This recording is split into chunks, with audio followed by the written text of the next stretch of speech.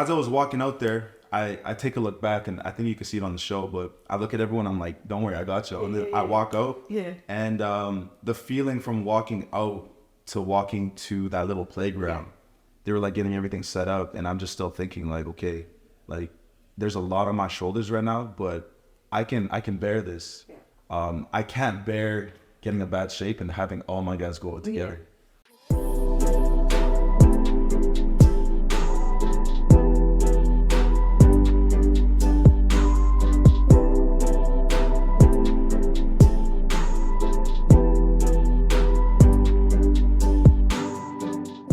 Hey y'all, it's Tronda. We're trying to talk, so we're going to inspire all things Squid related.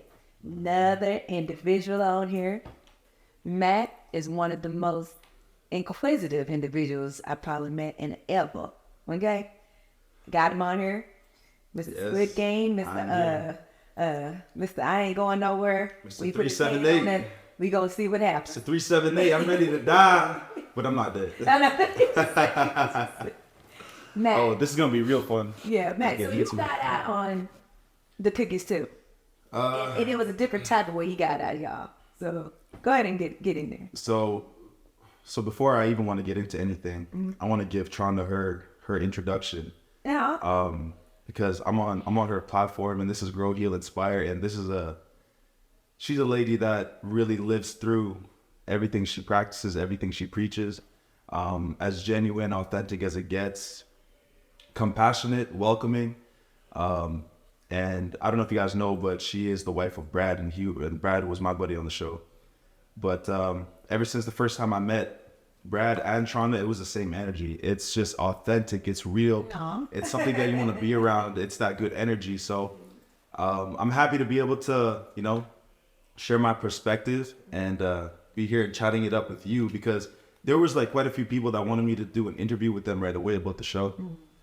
And I was like holding it off because I wanted my very first one to be with you, Tronda, because it's more than just like, I don't think you guys see like behind the scenes, like it's really like family out here. Like it's really family. And when you just align, like your morals align, your energies align, it's warming. It's really heartwarming. So I wanted to give you that introduction. How funny. Y'all even took over. Hey, me, my introduction. I thank you, Matt, for that. Tronda talks. Thank you. Yeah, because I wasn't expecting that. But I thought y'all put y'all on. I have no problem. I had to, but I don't know if you want to do this chronologically, like the moment I walked in the game, or you want me to talk about. No, I want you to talk about the elimination first, because I choose to do that so that they get an idea. They'll know where you came from. Okay, so player 378. If you don't know me already, my name is Hikmat Mohammadi. I got eliminated right before the Dalgona game, that honeycomb game, and I was part of the second batch of people that needed to put their hand on the shape. And the challenge was that all four of us needed to put our hand on the shape. Otherwise, all four of us would be eliminated.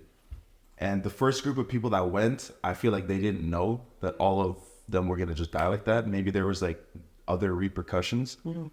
But after we seen that, I was like, dang, I'm next in line. Yeah. And they told us that we can't like rearrange our line or anything, but I wasn't even thinking about that. I was thinking about how can I go about this to make sure my line gets the best shape. Yeah, of course. Because in my line, I don't know if you guys see, but it's all my guys. Like literally, we're all like back to back to back to back.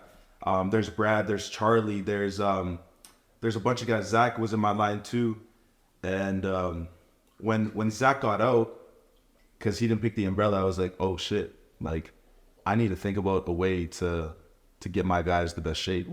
And immediately once we saw Zach go out, everyone was like, hand on my shoulders.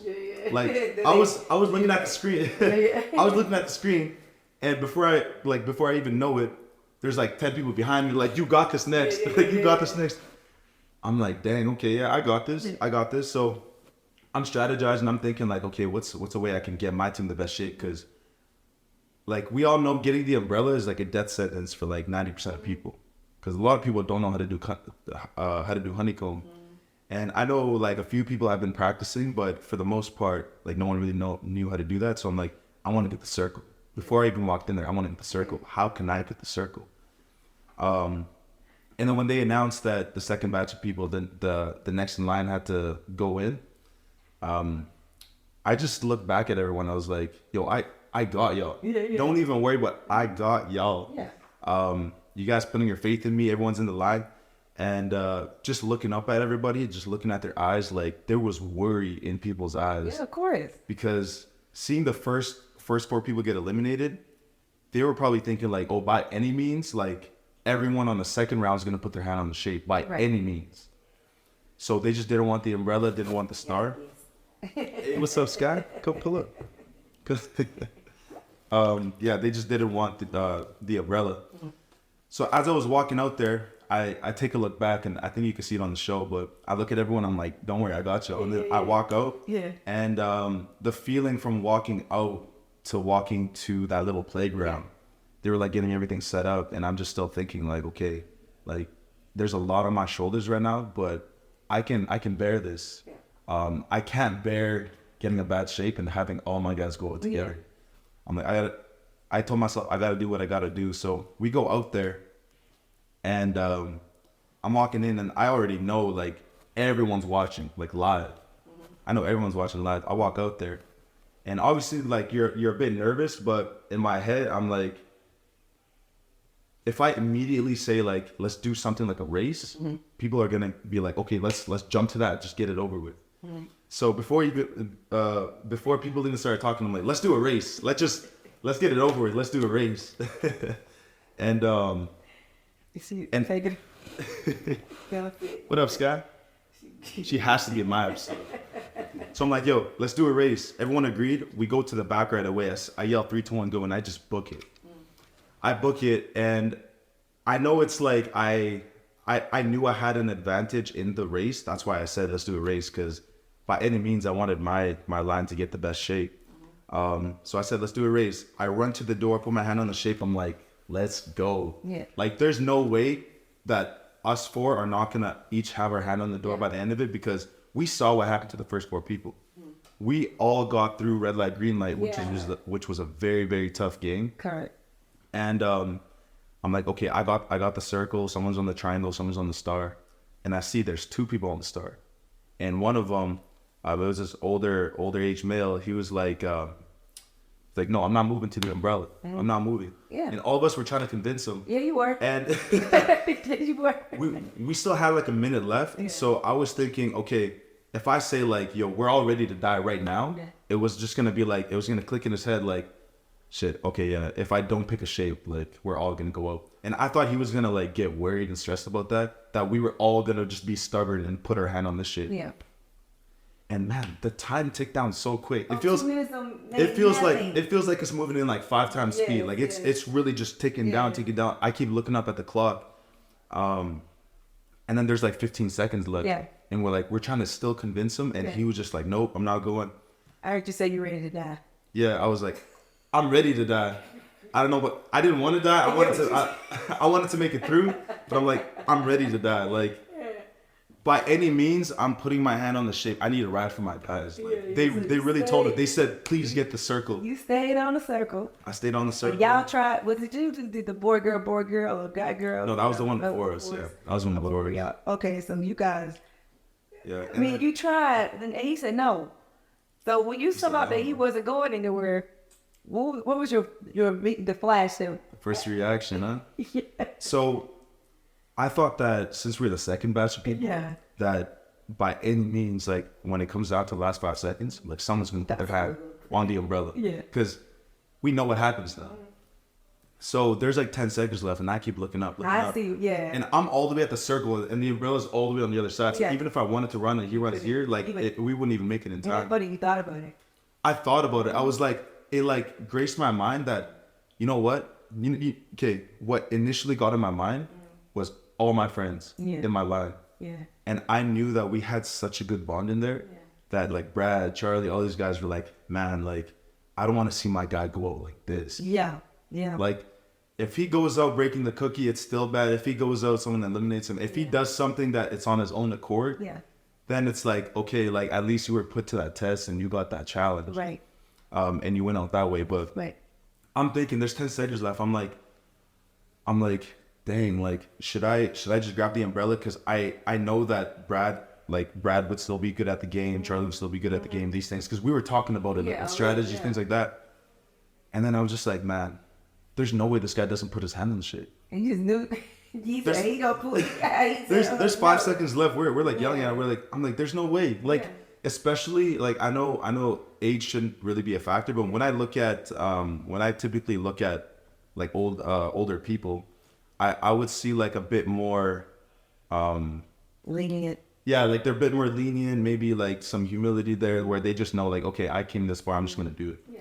But 5 seconds went to 4, went to 3, went to 2.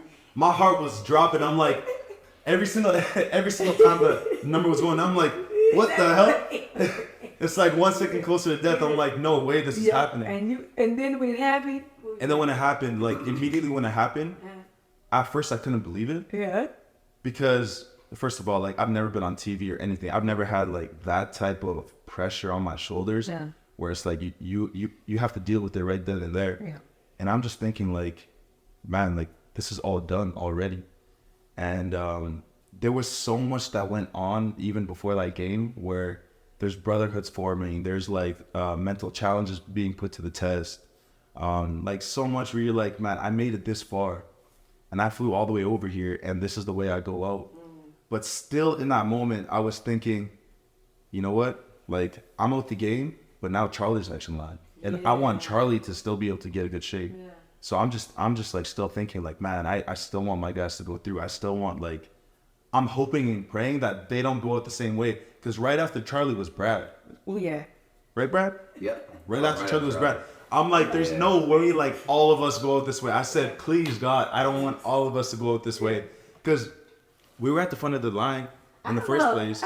Actually, Brad, come on there. Brad, get your ass. I got, hey, the man that needs no introduction. The man that needs no introduction. My brother. This is my guy. Brad. Oh, yeah. Brad, so were you so mad up there at the door, right? Wild. Right. You saw him at the door, and you saw that he was not moving, and that is a possibility he was going to be eliminated because he was not moving. If he would have actually moved, what would you have felt like? He gave himself that 5 minutes. He went down and touched. I got the umbrella. What would you do? What was your response? I would have been fine with it. Yeah. Like, because the thing is, like, I really didn't want anybody who I was close with to self-sacrifice. Yeah. Because I was like, I would still at least want you to have a chance to play the game. And I didn't want it to be a situation to where, like, regardless of what everybody said, because in our entire line, you know, everybody's just like talking, telling everybody, like, look, make sure you don't get umbrella, make sure you don't get umbrella. But the thing is, like, you still have to like put yourself first and be selfish in that situation, only because nobody else cares if you're gone. Like, they're only thinking about themselves. Exactly. And for the people I care about, like you guys, I was like, I want y'all there. I know. So I was like, and we kind of talked about it too. We're like, look, I mean, if you got to pick umbrella, go ahead and do it. But you were just so far away that even if you wanted to run from circle to umbrella, it was impossible with the amount of time that you had. Yeah. So would you have done it? Hell yeah, I would have been a guy for that shit. I would have went straight to umbrella. I'm like, look, he's actually good at honeycomb. He like practiced it too, right? I know. Yeah. I gave him the cookies. Of course. Y'all were trained. So wait, yeah, you ready to put on? I would have ran my ass straight to that damn umbrella, and I'd be like, look, hey guys, I'm sorry, but this is what we doing today. I want to know what Charlie was. I want to know what Charlie was there right now as well, because Charlie was in that line. Well, Charlie was next. Yeah, Charlie was next. The way I see it is, if I was to like redo it, if I was to do it again and know the outcome of what happened now, I would have went to touch the umbrella, because at the very beginning.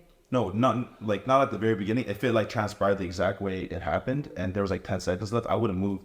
But the thing that was telling me like not to move was that all of us were on a shape, and there was like, we already saw people get eliminated. Yeah, so I feel what you say. I get it. Yeah, I thought when there was 5 seconds left, this guy was gonna like, he was just like faking us out. Like, you feel like he would have done what you would have done. Like, I wouldn't want to kill it. I wouldn't want to kill everybody because of what I'm being stubborn about at this moment. Mm-hmm. I would give us all a chance. At least give us a chance to do it. Oh yeah, that's the thing. I get it, and that makes a lot of sense. I mean, I get it, but he said, "Hell no, y'all going down. I'm going down. Y'all going down with me, bruh. I don't give a damn."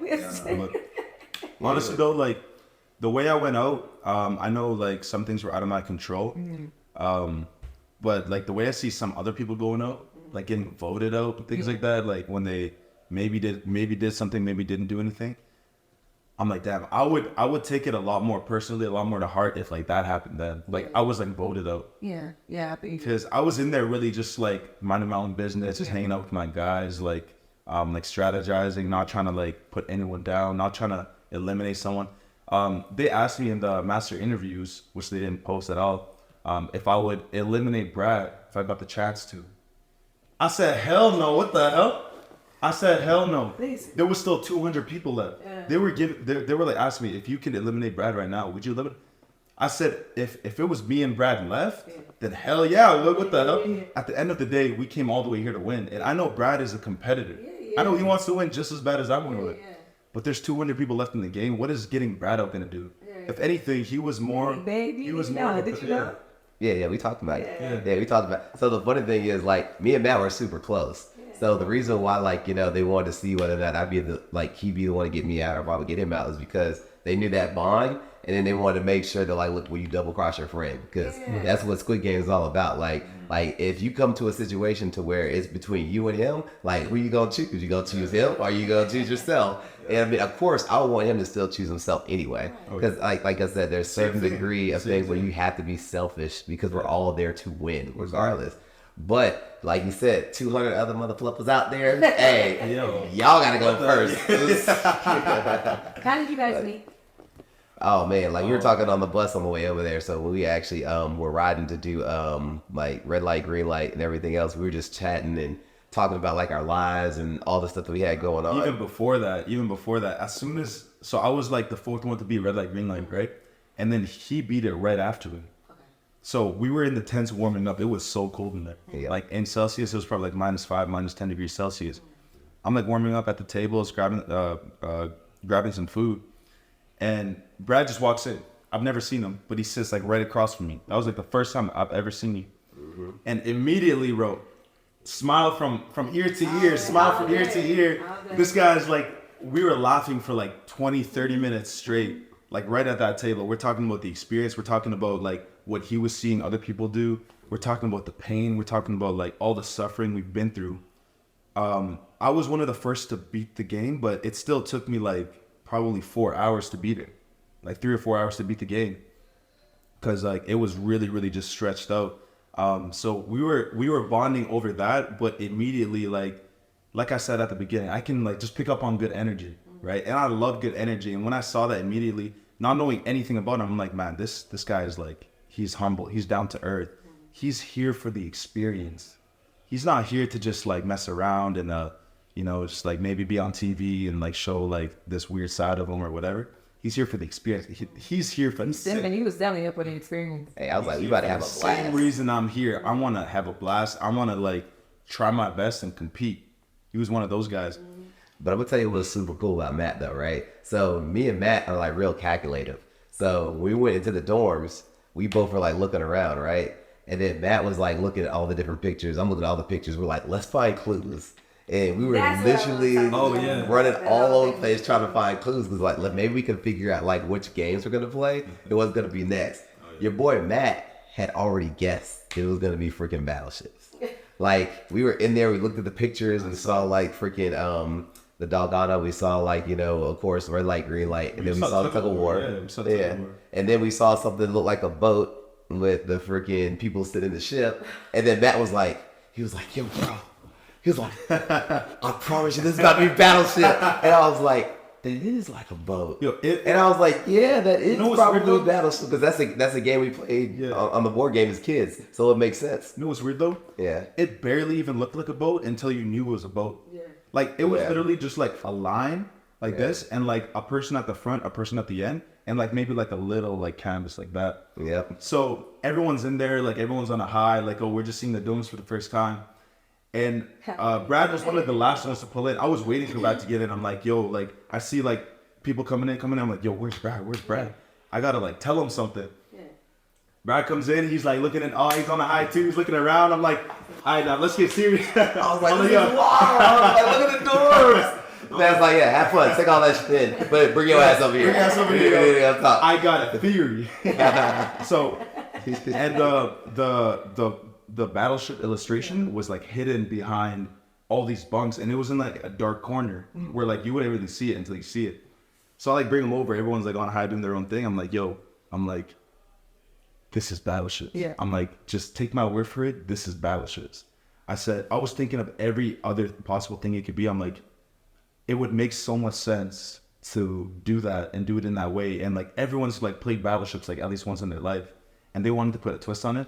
I said, if I don't make it far and you do, I'm like, just get your strategy ready for battleships. Because he did. I wanted, like, if I'm not winning the game, the next person that I wanted was Brad, like easily.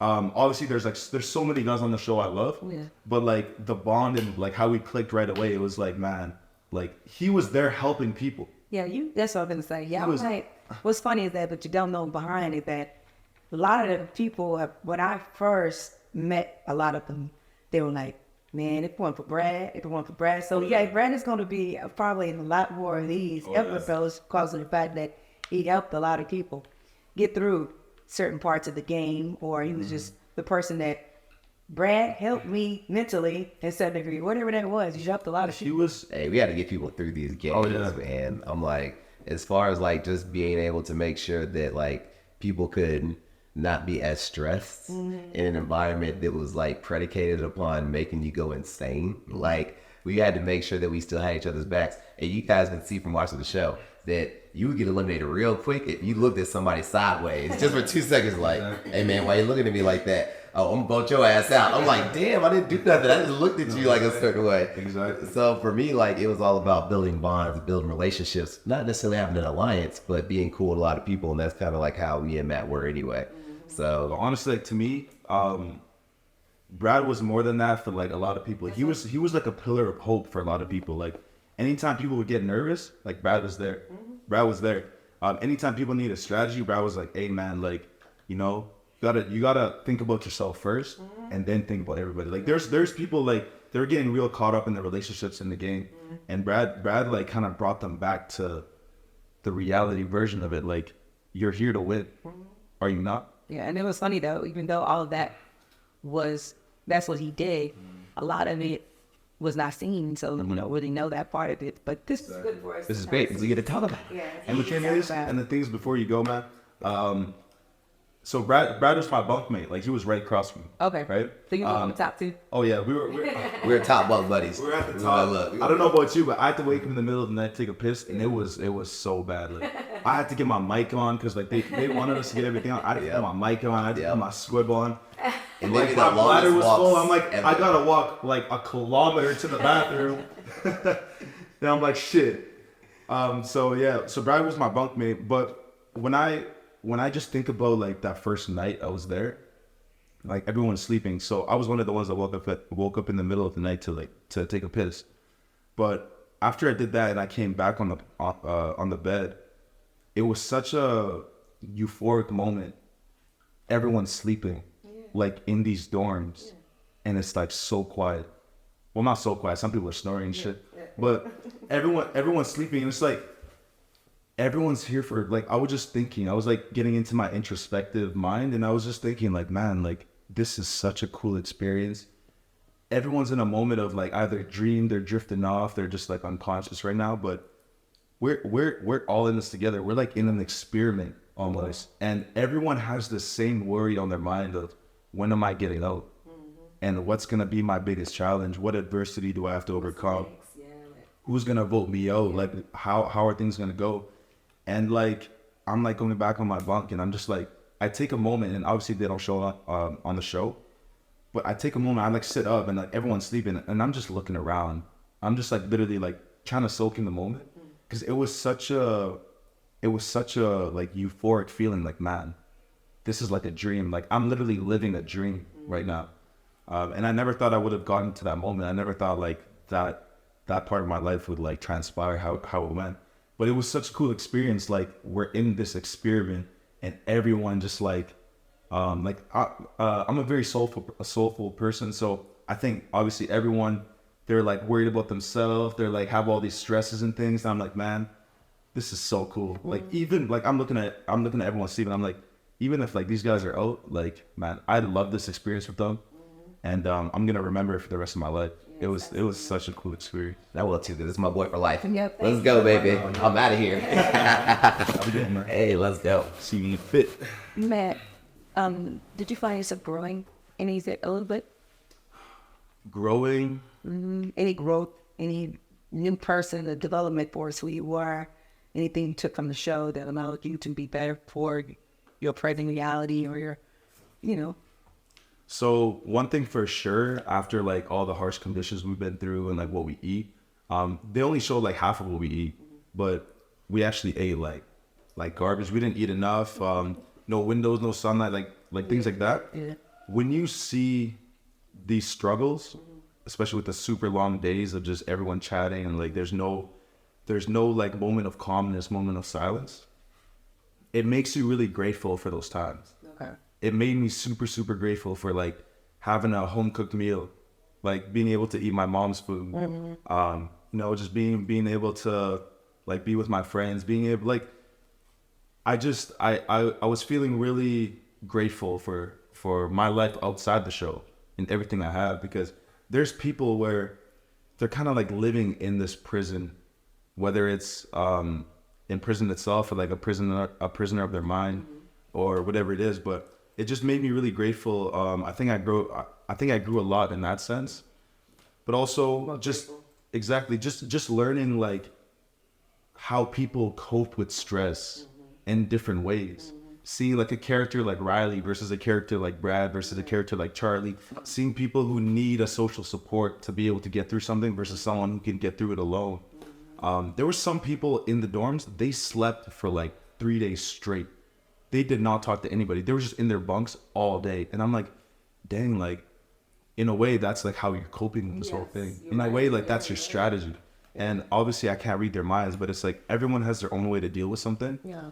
And they kind of shine light on like my own way. Yeah. And I kind of like understood myself a bit more by how I was dealing with things. And I really found out that I love camaraderie. I love supporting other people that support me. And like, that's how we really got through a lot of things. And like Brad, he was like that pillar of hope for a lot of people, but myself included. And he was telling me strategies. He was telling me like, He's getting out at the end of the way. exactly. Someone who's trying to win the game, like objectively speaking, should not be giving out like their own strategy. And he was that guy that was just like, yo, like I want all of us to make it to like the very end, and then it could be a bloodbath. And I was so down with that. I'm like, yo, Brad, I want to be the one that gets your ass out. I want to be the one that if there's like 3 people left or 2 people left, I want to like beat your ass, like, you know what I mean? And I know like he wanted that, and I wanted the same thing out of him. But yeah, like the growth was just, I think it's endless, and I can't sit here and say like the growth stopped in the show. Absolutely. These are moments that live with you throughout your entire life, and when you come through different experiences, you can relate back to times like that when things were really tough, things were really ambiguous. You didn't know what was going to happen, what your fate was, but you have faith. Yeah. And I'm a man of God. I'm a man of God, and that really got me through everything, right? Like just like having that faith and knowing that whatever is the outcome, like I'm blessed enough to be here. Right. Like there's nothing to complain about. I'm blessed enough to be here. I met so many good. 240 at that time. Exactly, yeah. 196 y'all was left. Exactly, yeah. So I just felt super blessed, and it just really humbled me as a person. Right. So I mean, it's beautiful. I mean, the thing is, like you didn't know just get that in, but you took the chance and you did. Of course. What happened? I had to. Was there any healing involved? Was there any what? Healing involved. Any healing? That maybe after the show, in the show, most of the time after, because of the fact that you done leaving everybody, and when you left, the relationships that you had in there, even though you wasn't there for a long time, it was long enough to build some relationships with other people. Oh, we built some strong ones, which is like the reason I'm here in the first place. Like I love all you guys, right? Healing for sure. It was like, so after I got eliminated, and I only got eliminated with like the people that were in my group, like the 3 other people. So we go back, they like finally feed us some snacks and stuff. We do our master interviews. We go back to the hotel, like just us. And it felt so empty. It felt like in the moment, like I felt so empty that, you know, we're all caught up in this like competition, in this experiment.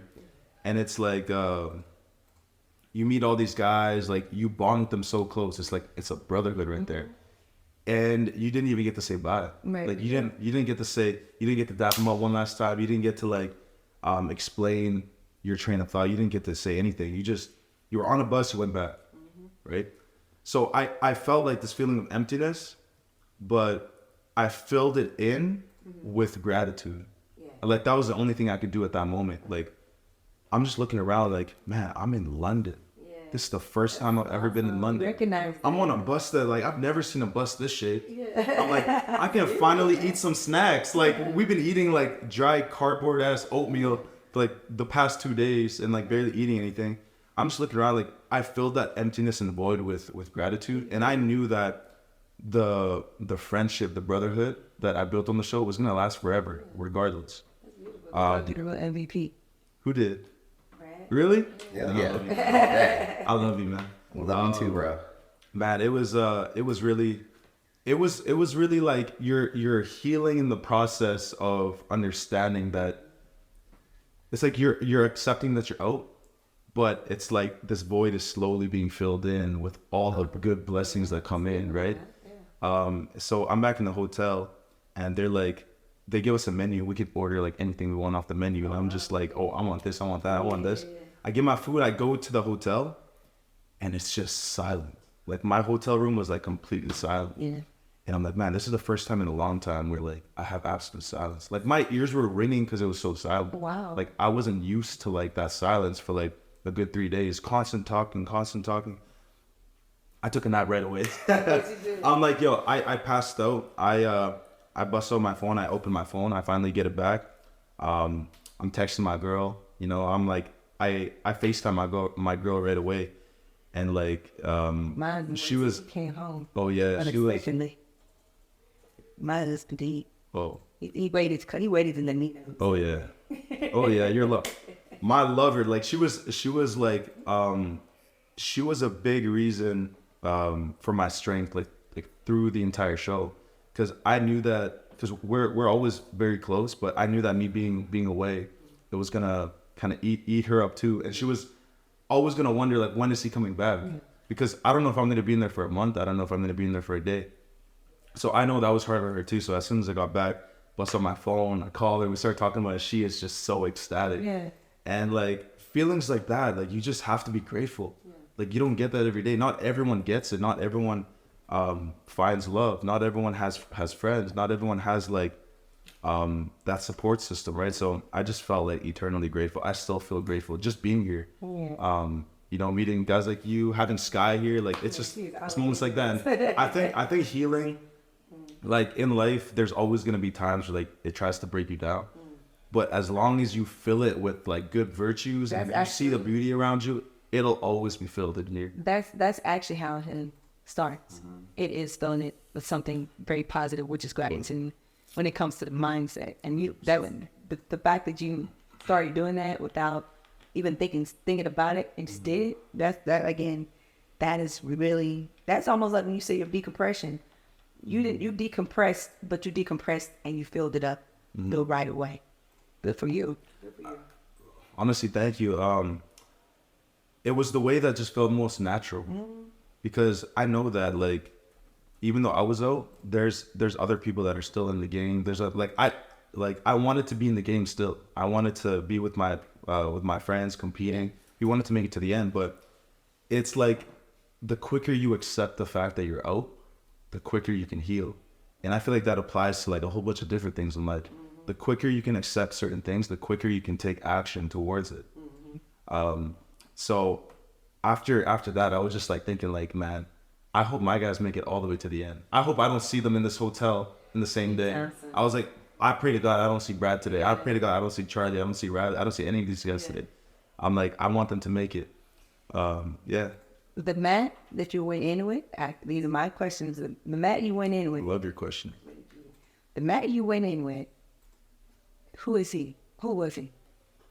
The mat I went in with, for those of you that don't know, Matt Hikmat. I'm sorry. Oh, I love it. The Matt I went in with, just very, very free, like very adventurous, experimental, curious, eager to get this experience, but also like I didn't have a lot of answers. I still don't have a lot of answers. Like I'm constantly just looking for answers in life, and I feel like yeah, go ahead. The Mac that came out. Oh yeah, especially the Matt that came out. I'm just like, I'm trying to soak in as much wisdom as I can. It really, it's a life-changing experience, and everyone kind of takes it a different way, but the blessings that come with it and like the knowledge and wisdom that comes with it, you're just constantly searching for answers, and sometimes you find the answers through a show like that or through people you meet. For example, like yourself, like Inspire says right here, and she's nothing short of the most inspirational people like I've met in my life. So what connects us all together is the fact that we're all appreciative. We're all blessed. Oh, sorry, my throat is so dry. I was having some issues last night. Yeah, they had that. That's why water. We knew that having a good time last night. Oh yeah. Yeah.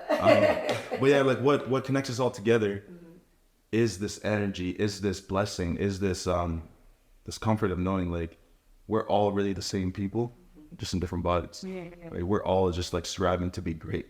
Yeah. I gotta drink this. Judge up. Yeah. What you when you saw the show, it what you expected it to be? Oh hell no. Oh hell no. So being in there, it's obviously a completely different experience. I was expecting a lot more coverage of not only myself, but like everyone I was with, and like a lot more people that have really, really cool backgrounds, really cool stories, amazing personalities. But there was just so much to uncover. I know that they can't uncover everything, but there was so much that even in my experience that I wanted it to just be on the show, because it kind of was like a memory of what went down. Right. And obviously all of us had our own experience of the show, which is why like when the show comes out, we're trying to like have that feeling again of, oh, I was there. Yeah. But the way they direct it, the way they produce it, it's like, man, like you don't show anybody. You only show like maybe 6, 7, 8 people, which is okay if they have their own agenda, if they have their own story. One thing they can't take away is the experience, right? Which is why we're here talking about it. But yeah, it was not at all what I expected. That's that. If you go back in the show, you will go, right? If I was to go back in the show, would you go? Dang, that's a good question. I think I would. Yeah. I think I would. Under right now, everybody. 100%. I think I would, and I would treat it a little bit differently. I would still like try to meet as many people as I can. I would still like strategize. What would you do different? What I would do different? Not go to the front of no damn line. I'm not going to the front of no damn line. I'm gonna be right in the middle, not at the end, not at the front. I'm sitting my ass right in the middle. I'm boring. I think I just want to like blend in more. Yeah, you know, okay, I would blend in more. It wasn't my intention at all to go to the front. Yeah. It was like we were called in lines. Yeah. And then I was one of the first ones in there. Yeah. So I thought we were just picking a shape for Dalgona, and like I was like, okay, I'm wearing 3, so I'm gonna go in line 3. Yeah. I go in line 3, and like I'm the second one in line, and then this whole plot twist going on. I'm like, shit. Isn't that crazy? That's how it happened. I'm like, shit, but that's destiny. You are an inspiration to others due to the fact that, you know, you stood your butt up there and you took the hit, even though you was like, oh no, if I'm gonna really do it, I would have ran the other end, but you still thought about it. You inspired those guys to be like, man, like I said, you're the real MVP. You did your thing. You didn't have to take the hit. I know you didn't want to take the hit, but you did. And you went out as you are. And if somebody is listening to the way you handle like that, that would have been a disappointment for others. Mm-hmm. But you made it the healing that you processed, the way you healed yourself through gratitude. Mm-hmm. For me, that's inspirational. That's something that you should recognize, understand that that's something that should be acknowledged, should I say. So there's a lot of people can't relate to that because they're too busy trying to figure out what could I do differently? What could I, too busy, like they would put out, they've been too busy thinking about, why did this happen to me? Or they've been really sad or depressed or whatever that And was. like filling that void in like a way that's not healthy. Absolutely. But you chose something for me. Thank you, Tronda. That's something that had to be acknowledged. Thanks so much. But who inspired you? Inspired me in there. Number one, Brad. And I can go on and on about Brad, obviously. But I'm just gonna like touch up on it real quick. Just the fact that he knew like we were all in the same situation to win it, but he still wanted to help people. Yeah. And that's a testament to who he is as a person, because like that's my brother for life. Yeah. And we had this like relationship obviously outside of the show, and he's still that person. It's not like you're one person on the show and you're one person off the show. Yeah, true inspiration. Who else inspired me in there? In terms of inspiration, I'd say he's the main one, but there's a lot of other people in the show that's like it kept my spirit up. Okay, that's what Like for example, like I know a lot of people want to like hate on Brayden, like yeah. 432. But I get him. Man, he was just such a dope guy. Yeah. He was so authentic. He was so himself. And I know they wanted to portray only one side of him, but man, anytime we had a conversation, like we were laughing our ass off. Yeah. We were laughing. We were talking about things. We were talking about like our favorite meals on the second day because we were so hungry, eating like shit food. But that guy is so genuine, so authentic. I really take away from that you know, you have to be yourself at the end of the day, no matter what. You can't try to be someone else. You can't try to like put up this front and hope that people like that version of you. And then every time you see those people, you got to put up that front. It's not like that. It'll drain you. It'll drain you mentally, drain you physically. There's some people in there, they're completely fake, right? They're completely fake. And it's like, you sense it right away and you want to like distance yourself from that. But inspiration, man, this guy right here. Anything you want to tell the world? Or anything in words of wisdom is not most. Words of wisdom. I think just really trusting yourself, trusting your gut, trusting your intuition, and knowing yourself. I feel like, what up, Eden? Eden felt that. Yo, Eden felt that. They have not been in anybody else's episode but yours. Literally. Eden felt that. I think a big thing, and like I'm still a guy that's searching for wisdom every single day, but I think a big thing everyone should kind of do on their own journey is learn about yourself. Just really indulge in who are you? Like, who am I? What type of person are you? Who do you want to become? And once you understand yourself, like the world just becomes a lot more vibrant. Mm-hmm. Everything around you becomes a lot more vibrant, and like it's not ambiguous anymore. Like you really know who your people are. You really know who you are and how you want to carry yourself in this world and how you want to inspire people, how you want to help them heal and grow. You got to know yourself before you try to, you know, tell anybody else who they are, which no one should do, like anyways, Yeah. right? Knowing yourself, trusting your gut, and just living your life like you really don't have another one. And I know that's cliche, like a lot of people say like, oh yeah, but people don't realize like we really only have one chance at this. So your own spiritual journey starts with yourself. You need time and solitude. You need time to be alone. A lot of my friends would say I'm like the most extroverted person ever, but I'm not. I would say I'm like more introverted than extroverted because I love to be alone. I love to like soak in my thoughts. I love to like really like learn about life, learn about the world through introspection. Yeah. And it's only through being alone and being like in your own introspection that you can really like learn about yourself. And I feel like you get wiser and wiser as you do that. So hopefully I come in a time in my life where I'm at a level where I can start like really like sharing and like teaching people how to overcome difficulties, how to cope with stress, how to like really inspire them to just be themselves. Because there's only one version of you, and I can't be you, you can't be me, I can't be Brad, you can't be me. There's only one version, but that's what makes us all great. Absolutely.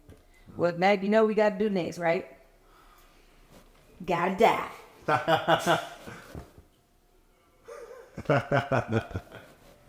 Man, it's been a pleasure having you Thank on. you so much for having me. I love this platform. Talks, Grow Heal Inspired. Of course, you're gonna have to be coming back another time. I don't know when. I'm pretty sure I'm gonna pull you back up here soon. But it's been a pleasure having you, guys. If you like this, you want to see more of this, please come back, subscribe. And thank you to Tronda, because she's giving all of us a platform like this, and it's really inspirational. So thank you so much. All things Squid. Let's go.